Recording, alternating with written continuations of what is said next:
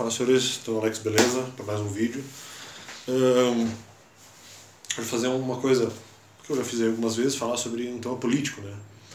Político econômico e trazer alguns questionamentos que são levantados, mais alguns, né? Quando eu penso na questão sobre comunismo, socialismo, enfim, essas coisas, assim, nesses sistemas econômicos, políticos, culturais que eventualmente foram aí desenvolvidos na história da humanidade, e claro, sempre gerando muita polêmica. Esse vídeo talvez vai ser um pouco diferente, porque na verdade ele poderia talvez ser considerado como, até mais ou menos eu já fiz isso antes, como um shout-out, porque não é necessariamente um vídeo em que eu esteja também discordando, apenas trazendo reflexões e pensamentos sobre aí essa divergência entre capitalismo e comunismo ou socialismo.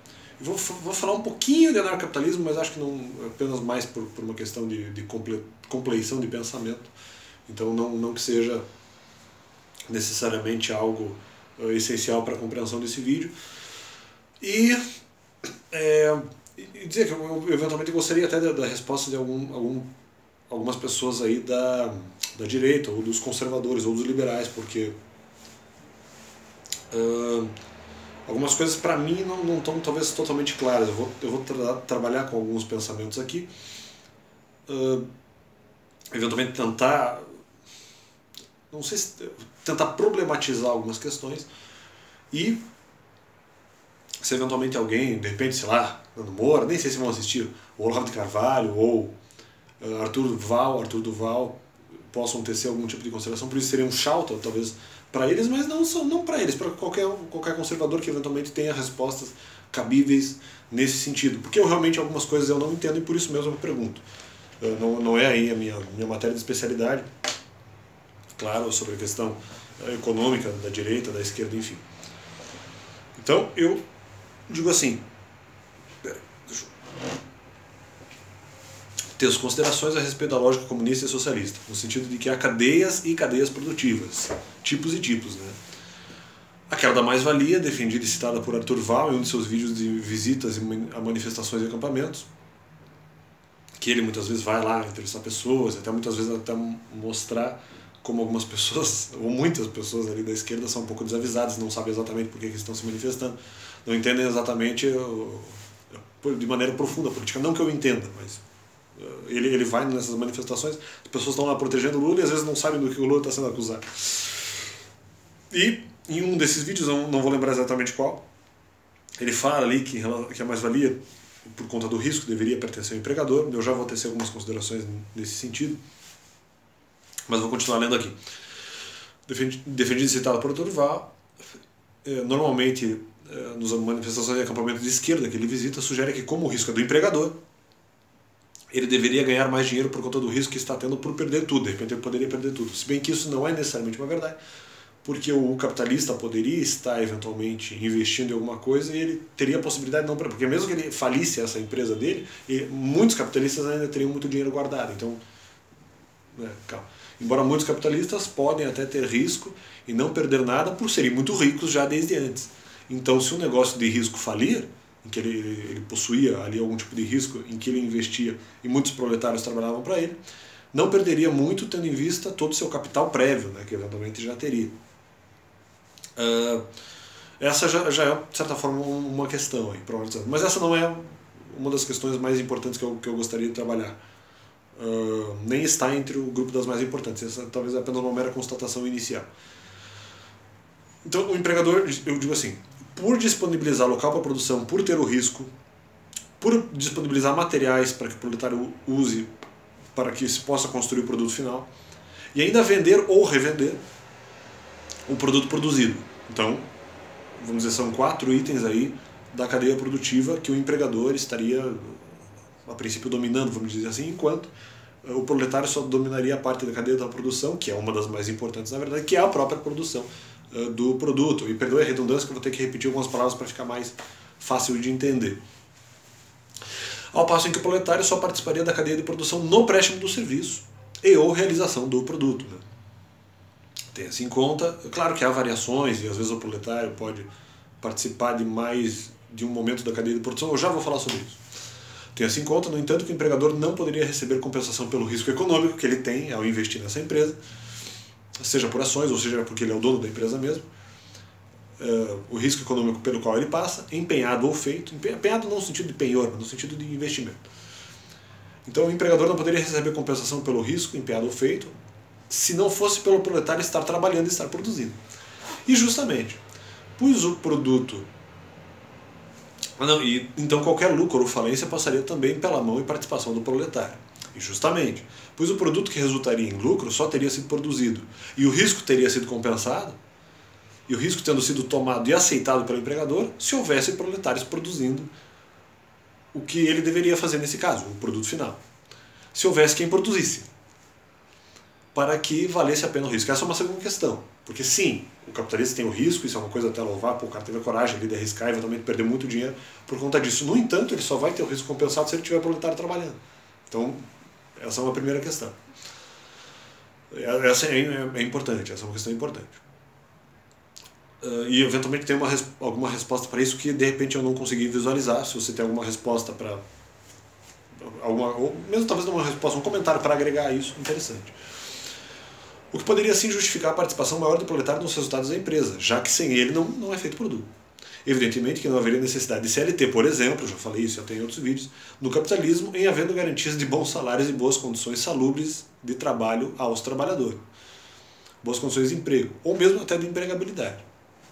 A questão é, seria isso tudo necessário se todos produzissem? Aqui é um pouco a questão ANCAP, né? Talvez uma segunda ou terceira questão aí. A questão é, seria tudo isso necessário se todos produzissem? Talvez até algo semelhante ao que os ANCAPs dizem, no sentido assim, a sociedade inteira eventualmente não precisaria de Estado e a própria, vamos dizer, a sociedade poderia se autorregular sem a carência, não, aliás, com a carência de leis e possivelmente poucas normas haveria. Haveria apenas a norma de que eu não poderia invadir a propriedade do outro. Até de certa forma por uma questão de amor ao próximo, enfim. De repente poderia ser utilizado esse fundamento, embora talvez não. Então os anarcocapitalistas vão dizer um pouco nesse sentido, mas ainda assim, claro, haveria empresas, e talvez houvesse empresas assim grandes, talvez até conglomerados. Mas não sei se dá para se pensar um pouco nessa visão do anarcocapitalismo no sentido assim, todas as pessoas eventualmente poderiam ser suas próprias chefes, né? Não estou pensando nisso numa perspectiva nem comunista nem socialista, mas talvez dentro do próprio anarcocapitalismo. Poxa, mas então todas as pessoas poderiam abrir as suas próprias empresas, os seus próprios negócios, sem que se precise construir grandes conglomerados. A grande questão é se você realmente precisa do chefe da empresa, do empregador, do capitalista, daquele grande investidor, o cara das ações que entende e está no mercado financeiro de ações e tal. Talvez não necessariamente você precisaria dessa imagem. Não sei se esse seria um dos resultados do anarcocapitalismo. Agora a questão se faz importante e interessante. Qual seria o resultado do anarcocapitalismo? Haveria, claro, micro e pequena empresa, e haveria empresas grandes, ou não seria necessária a existência de grandes empresas, grandes conglomerados que se fundem com outras empresas e tal? Qual seria o tipo de regulação do mercado, não no sentido estatal, mas como o mercado agiria num sistema de anarcocapitalismo, ou mesmo no capitalismo normal? Talvez até no capitalismo normal nós possamos pensar apenas na existência de médias e pequenas empresas, sem a necessidade de grandes conglomerados. Até porque nesse caso, nesse exemplo, todas as pessoas, presume-se que todas elas estariam produzindo e trocando seus bens aí livremente. E isso resolveria aí o problema da pobreza, miséria, entre várias outras questões. Pelo menos supostamente. Então eu não sei exatamente qual seria o método utilizado pelo anarcocapitalismo, mas uma questão é essa sendo levantada. A questão é, seria tudo necessário que todos produzissem? Talvez até algo semelhante ao que os acabam de dizer. Não estou aqui entrando no debate sobre se seriam ou não necessárias leis ambientais, porque daí, se eventualmente houvesse leis ambientais, e a princípio teria que ter, de proteção ambiental, no anarcocapitalismo precisaria pelo menos um pouquinho de Estado. Mas eu não vou entrar nesse debate. Aí com certeza não haveria risco desse jeito, porque todas as pessoas possuiriam suas próprias empresas. Ou o risco econômico seria realmente compartilhado por todos, já que todos os trabalhadores seriam seus próprios chefes e teriam suas próprias empresas. Às vezes, claro, independente se é uma questão de empresa de uma pessoa só, que não seria empresa, mas enfim, independente. Pelo menos para alguns não seria empresa. E cada um seria seu próprio chefe, cada um teria sua própria atividade, seu próprio negócio, eventualmente apenas contratando familiares, né? Independentemente de se ter um chefe ou não. Ou mesmo contratando pessoas de fora, mas também não haveria tantas contratações assim. Até porque não haveria grandes conglomerados de se ter um chefe ou não. Pois todos concorreriam livremente em suas próprias atividades, sem terem vínculo empregatício com ninguém, salvo por si consigo mesmos. Mas dou um exemplo de como mesmo em relação a uma relação empregatícia capitalista, aqui eu acho que é a terceira questão, e ela também para mim era muito importante, eu não sei se eu consegui canalizar totalmente isso, e quais os comentários que eventualmente algum conservador poderia fazer, ou liberal, né, nesse sentido. Em relação a uma relação empregatícia no sistema capitalista, normal. Porque daí poderia acontecer algo diferente. E aquele que seria chamado de proletário agir um pouco, ou muito, como veremos, como um burguês. E o burguês como proletário, se não estou enganado. Então algum comentário seria interessante nesse caso também. E gostaria de considerações nesse aspecto. Perceba, pode haver um lenhador, por exemplo. E não sei se esse exemplo já foi de repente perscrutado por algum autor comunista ou capitalista, enfim.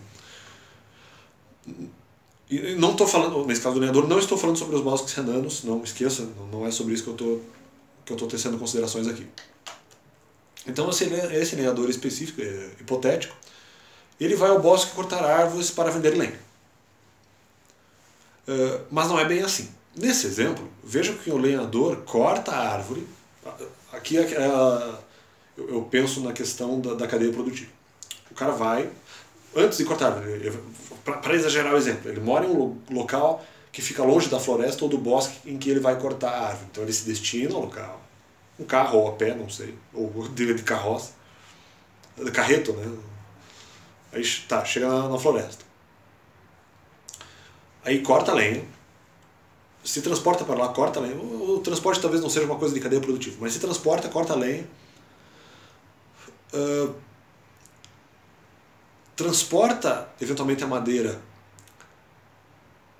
para a sua residência e lá corta em lenha. Ou já corta em lenha no local da floresta e depois transporta a lenha para a sua própria residência. Então tem a questão do transporte do material. Aqui, independentemente da ordem, ainda não faz tanta diferença.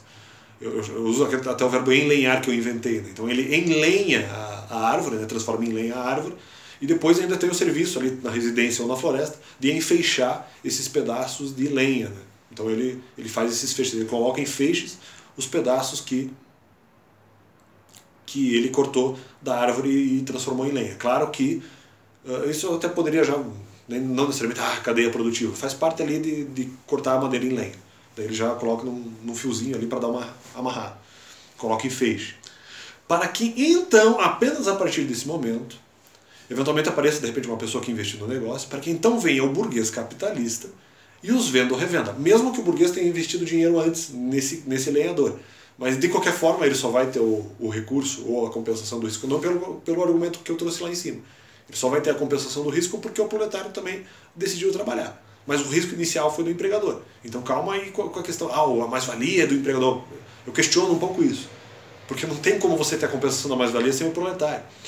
Nesse caso, pior ainda, porque o lenhador domina vários momentos da cadeia produtiva.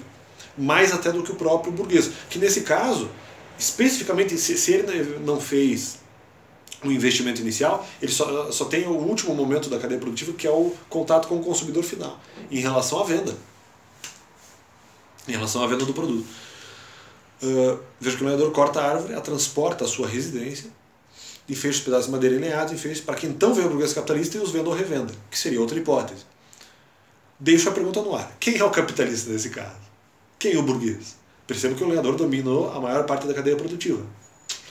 Risco há para os dois, já que o lenhador não sabe se terá suas lenhas vendidas, claro, talvez um risco menor, e terá de confiar no vendedor para tanto, que daí você poderia pensar nesse como aquela noção mais burguesa capitalista, não no sentido crítico, que eu só estou fazendo perguntas, estou fazendo comentários, mas seria o burguês capitalista porque ele estaria investindo ou estaria fazendo aquele trabalho direto de vender. Isso, de certa forma, pode ser um pouco uma atividade, embora ele seja um burguês, mas é uma atividade um pouco proletária também.